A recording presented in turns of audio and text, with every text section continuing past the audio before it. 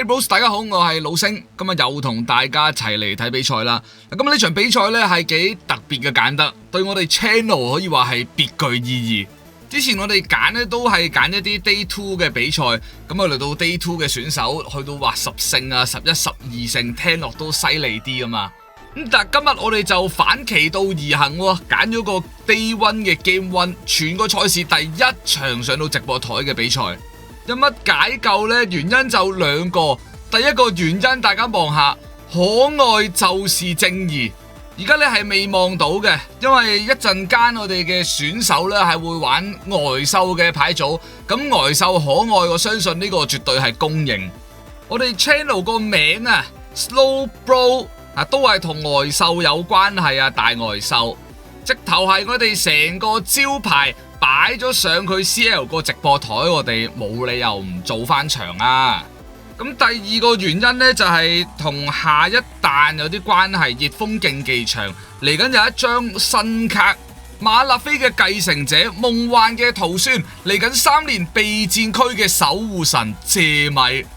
近排啊，嗰啲水面具啊，嗰啲 N 索啊、呆獸啊，全部穿箱穿得好爽 ，OK， 期間限定嚟嘅。就係換標呢個零月嘅時間，俾大家快樂一下，高興一下。咁所以喺嚟緊一段頗長嘅時間啊，除非有啲新嘅外獸，有新嘅招式啊，新嘅特性。如果唔係，都好難去翻近排呢個受歡迎嘅程度，同埋即係賽場上嗰個強度。咁當然呢個新嘅守護神都有佢弱點嘅。第一就佢血量比較高。硬淨咗，咁但係變咗呢，冇得用好有保分，直接喺牌庫入邊拉佢出嚟，所以唔會見到話嗰啲好有保分啊，一隻底一隻謝米咁唔會嘅，起碼你要用多一個炒波，甚至乎高級球，另外去諗辦法掹佢出嚟。第二就係呢個守護神嗰個盾牌啊，係穿咗幾個窿啊，有少少滲漏嘅情況。咁啊，同吉士雞 EX 啊，同埋露英哥 EX 呢一類呢，唔係好傾得埋，因為佢淨係可以幫到一啲非規則嘅寶可夢去擋傷啊。咁變咗而家啲 EX 怪啊，或者嚟緊，哇，可能有啲再大隻啲、再勁啲嘅呢，佢就擋唔到。咁當然啦，現環境大部分一啲大家拎到出嚟用嘅 EX Pokemon 呢，就太精屬性嘅比較多嘅。咁所以吉士雞、露英哥呢一類工具重又唔係太精嘅 EX Pokemon 呢，就劃成最大輸家啦。咁仲要嚟緊呢，都仲有一張啊，直頭係嗰啲獵雀神器、燒鳥神器啊，捷拉奧拉，直接係打備戰區一隻 EX 嘅 Pokemon 210點傷害，即係針對邊個呢？都叫做係畫公仔畫晒出場俾你睇。比賽就馬上要開始啦。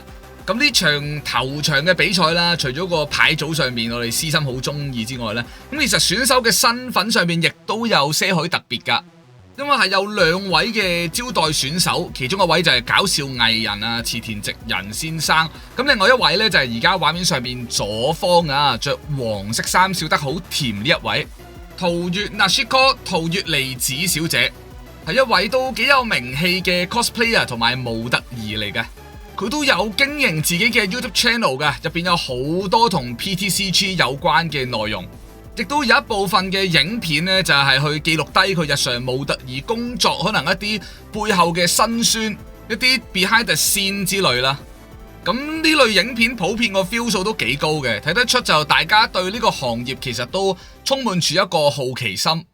而佢最近啊，亦都係將今次參賽嘅 vlog 咧係擺咗上去啊，有興趣嘅朋友啊可以去睇睇。桃月小姐就先攻嘅，雙方都係含羞包企頭，咁變咗大家其實係玩緊一個乜嘢嘅牌組呢？就估都冇得估啊！而家呢個階段，咁啊桃月小姐就首先啊應該係高級球就掹咗一張露英哥 EX 出嚟。咁關於呢個呆獸牌組嘅玩法啊，米路咧喺我哋 channel 之前咧做咗一條非常之詳細嘅影片去介紹。我哋未接到啲 sponsor 嘅廣告，唯有賣翻自己 channel 嘅廣告啦。咁所以有興趣嘅朋友都可以去睇睇。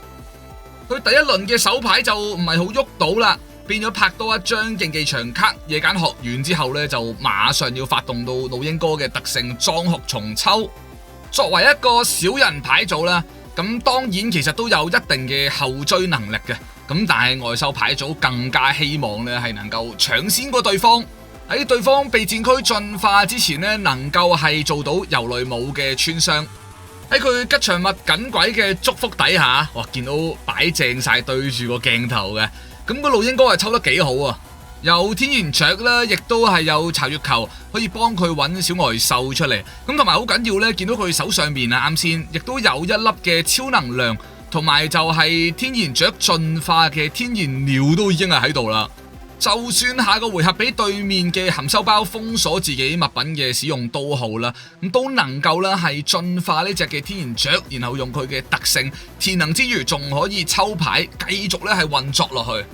而先攻第一個回合嚟講，鋪到兩隻底啦，手牌換咗一輪，有老鷹哥上到手，場地啦競技場卡亦都係打到出去。睇埋佢手牌上邊就幾唔錯啊，而家係驚對面奇樹嘅啫。到佢對手啦，Yuta 山後宮嘅一望到啦，係一個 N 索嘅牌組，咁亦都係好有保分，好理所當然啦，攞兩隻 N 索嘅底。咁而呢副 N 的索羅亞克 EX 嘅牌組啊，我哋喺對上兩條同大家一齊睇比賽嘅片，亦都係已經有睇過嘅。佢嘅招式暗黑底牌係可以抄翻啊，複製翻自己備戰區入邊同樣係 N 嘅其他 Pokemon 嘅招式。正面諗當然就係好靈活啦，一隻 Pokemon 可以用到唔止兩招，可能用到3至4招。但係負面啲諗呢，就係淨係得 N 索本身咧係冇任何進攻能力噶。食粥食飯食雞定食魚呢，就要睇翻備戰區擺到啲乜嘢喺度。睇翻阿 Yuta 山第一輪嘅手牌，哇，即係完美應對晒對方做嘅所有部署。先有 N 的城堡拆走咗對面好關鍵嘅競技場卡夜間學院，後邊仲有一張奇樹，將啱先佢手上嘅超能量，佢手上邊嘅天然鳥啊，完全係洗晒落牌底。再手填一粒惡能量擺落 N 的索羅亞身上，跟手就樣樣花粉啦，以含羞包嘅攻擊去完結自己嘅回合。咁桃月小姐呢度做到啲咩呢？就真係純睇運，到底掹上手呢6張牌有啲咩呢？有一張超能量嘅，直接手填埋落去，咁好明顯呢，就係似乎天然雀就唔喺手啦。啱先亦都鋪多咗一張小外獸啦，咁同埋第2張嘅夜間學院亦都要登場啊！大家個競技場係咁頂嚟頂去，換得好快。咁最後冇太多其他嘅動作啦，冇任何嘅進化，冇任何嘅換位，咁以一個樣樣花粉完結自己嘅回合。而對面哇，啲城堡接龍，然後就嚟到呢個 Top Draw 大激鬥，封咗物品又兩邊都完全喐唔到啊！我攞個牆出嚟，嗰邊填粒能量又過 turn 啦。但到 Yuta 山呢個回合又唔同咯，因為佢再樣樣花粉再攻擊多一次之後呢，就可以分決到對面嘅含羞包。如果桃月小姐揾唔到方法打埋最後嗰10點傷害的話呢，就會一路係處於被封鎖物品嘅狀態，真係要喺個 Top Draw 嗰度等運到下睇幾時有啲支援者啊，又或者真係要抽到幾張靚卡先可以發動到佢嘅攻勢。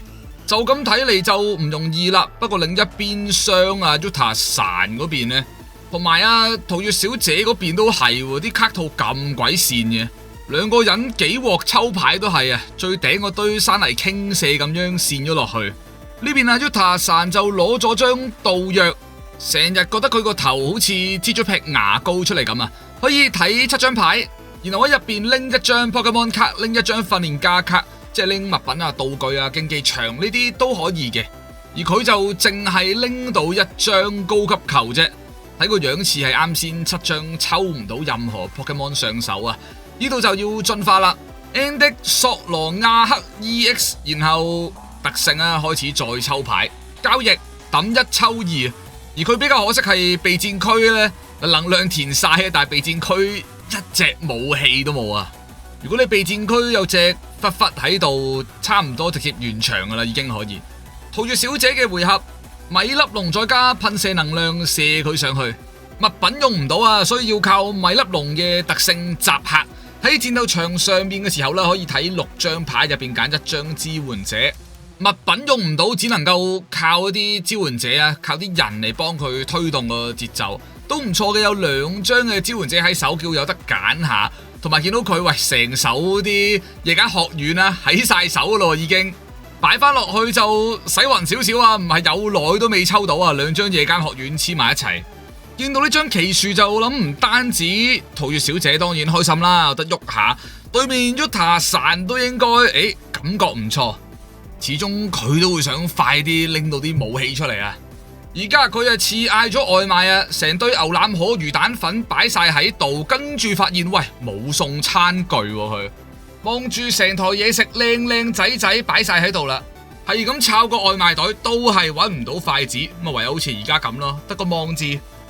奇樹啦，左邊6張牌，右邊5張牌，但係好似發現有啲唔係好對路啊，已經開咗3張啦，點算好呢？頭場比賽咁鬼早未瞓醒，仲要話上直播台同招待選手交手，即係少少緊張，我覺得係好合理嘅。咁但係就睇下裁判點判啦。咁啊呢個狀況多數都係從輕發落，仲要佢奇樹嗰個習慣啊，3張落，變咗一顯呢就係睇咗後3張先。如果你話淨係睇到前3張呢，其實有機會啊，可能你放翻最底嗰張你未睇過啊嘛，其實擺翻上去可能就乜事都冇。而家見到裁判就係將奇樹之前嘅手牌另外擺埋一面先，因為嗰堆係唔關事嘅，係一定唔可能俾你抽到。其他嗰啲點搞佢啊？望到 Yuta san 成沓拎上手係啦，應該就重新洗牌 ，OK， 洗勻少少，當啱啱冇事發生過，重新抽過5張。呢啲位其實都真係好容易，一個唔覺意啦就諗漏咗。因為始終 Yuta san 自己係未正式去展開佢嘅攻勢嘅，前面都係啲含羞包喺度，我撒啲粉落你度，你撒啲粉落我度。再佢自己會有一種感覺呢，就係其實我乜都未做過嘅，我備戰區連武器都冇嘅，原來已經收咗1獎啦。呢度就好清楚啦，一張嚟，1、2、3、4、5張牌擺翻出嚟，咁亦都係執好啦自己個備戰區先。不過就望一望裁判方向，我見到2位選手似乎就未完。因為喺 PTCG 啊，我哋喺亞洲區嘅世界警告呢，唔係淨係口頭警告咁簡單嘅，即係最簡單嗰個呢，就叫做注意。有啲再輕強少少嘅，可能對手未確認就繼續進行比賽啊，呢一類抽多咗牌，基本上都會係斷定為一個警告啊。見到收到風牛肉乾 Yuta san 見到啊，超級無奈，亦都係好尷尬嘅一個笑容。呢啲位直播台咁樣呢，即係俾 friend 講一排嘅肯定。而桃月小姐呢度就犀利啦，全餐 full set， 耀閃挑戰進攻組合包，愛王有，能量有，夜間學院有，哇，遊雷舞都上埋手。不過就呢個回合，因為佢已經用咗手填啦，之前呢將噴射能量裝上米粒龍嘅身上彈佢出嚟，所以如果冇天然鳥特性幫佢再填能量的話，呢個回合攻勢可能就嚟到呢度啦。而佢呢度呢，我感覺上唔敢講死，就有少少急嘅。米粒龍留翻喺戰鬥場上嘅話，下個回合可以用多次特性集客，有機會呢可以抽多1張召喚者上手。同埋萬一對方有萊希拉姆的話呢，呢隻推咗上去嘅外王進咗化啦，填咗1粒能量嘅外王係都幾危險下噶。Yuta san嘅城堡係未斷過啊，對面3張夜間學院佢馬上祭出3張城堡，而夜間學院近乎絕張噶啦，都剩翻最後1張啊，相信4張落晒棄牌區嘅話，呢場好難搞啊。而 Yuta san 都繼續整靚自己個備戰區啦，能量填埋上去另一隻 Andy 索羅亞嗰度，同埋另外2隻火紅不倒翁出嚟，中間亦都有用過奇樹嘅，所以桃月小姐嗰邊又有6張全新嘅手牌。望到上邊停咗標嘅，而2位選手啱先都有望一望向裁判嗰邊嘅方向啊，唔知又發生啲咩狀況啦。因為照計例如啱先奇樹嗰啲位置卡數嗰啲一定啱嘅。少少題外話呢，趁佢哋而家聽緊裁判嗰邊搞緊唔知咩插布冷撐，直到而家呢，我都係覺得天然鳥同埋天然雀個名係好難分。即係小學讀書，你個認知已經雀咪即係鳥，鳥咪即係雀咯。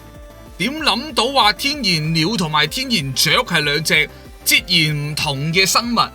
有諗過係咪話雀仔細隻啲嘅呢？又唔係，鬼雀進化嗰隻魔雀好鬼大隻嘅。以前個概念就係你比鳥進翻做鳥就大比鳥啊嘛，咁你鬼雀進翻做雀就魔雀啊嘛，而家雀啊變鳥，鳥又變雀呢，哇頭都暈晒。裁判搞咗一輪，時間繼續，個秒錶繼續倒數緊啊，亦都確認咗冇錯啦，係到桃月小姐嗰邊嘅回合進化啦。進咩啊？天然鳥啊，呢隻特性虛值意識係可以將手牌上邊一張超能量填喺備戰區上面嘅 Pokemon 身上，然後再抽2張牌。到咗關鍵嘅進攻時間，能量仍然係欠1粒噶。而家場上邊嗰隻外王只係得1粒超能量喺身上。召喚者要出動啦！暗馬迷的解讀可以喺牌庫入邊任執2張牌，然後依照自己中意自己想要嘅一個次序擺翻喺 deck 面上面。同外王係超級夾噶，因為外王嘅招式耀閃挑戰抄招嘅，咁但係抄邊一招呢？就係抄 deck 面上面個招，要成個牌庫最頂嗰張牌，第一張牌係 Pokemon 呢先至發動到嘅呢一招。哎呀，2張牌洗下跌咗出嚟。魔術師咁啊，裁判當然即刻幫手啦。桃月小姐都好唔好意思啦，即刻雙手合十 sumimasen， 即刻要解釋翻啊！喂，邊張打邊張啊？邊啲係牌庫入邊跌出嚟？邊啲係第2道手牌噶？搞翻清楚先。小不免跟住落嚟嘅係一定有裁判嘅一段訓話，我相信睇翻2位選手個眼神。桃月小姐又好唔好意思啦，嗰邊都塔神唔知忙緊咩喎。呢度要桃月小姐放翻低個牌組先啊，唔好再洗住。唔知係咪要請佢注意啊？即係下次係咁呢，可能就唔係咁簡單噶啦。小心啲洗牌，你哋啲牌套好鬼跣啊，成日都跣出嚟，都有機會唔關事啊，純粹係停咗標啊。依家咁而家要等比賽繼續，要等翻嗰啲工作人員呢撳翻着個鐘仔先。你哋都得噶。睇緊片嘅你哋都可以撳個訂閱，撳個鐘仔都係可以噶。